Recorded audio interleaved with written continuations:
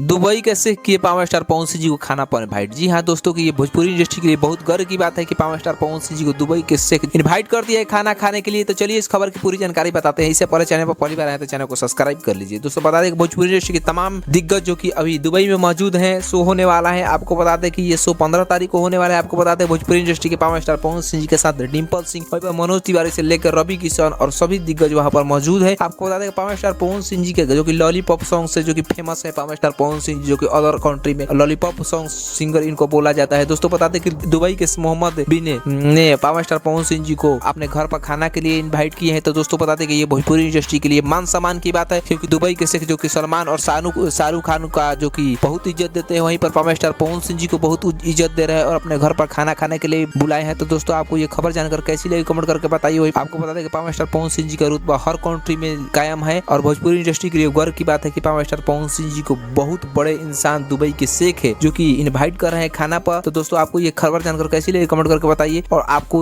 उस इमेज और फोटो को जैसे ही पावर स्टार पवन सिंह पहुंचते हैं दुबई के शेख के यहाँ, तो हम आप तक पहुंचाएंगे। तो इसलिए चैनल पर बने रहे और वीडियो को ज्यादा से शेयर कर दीजिए। धन्यवाद।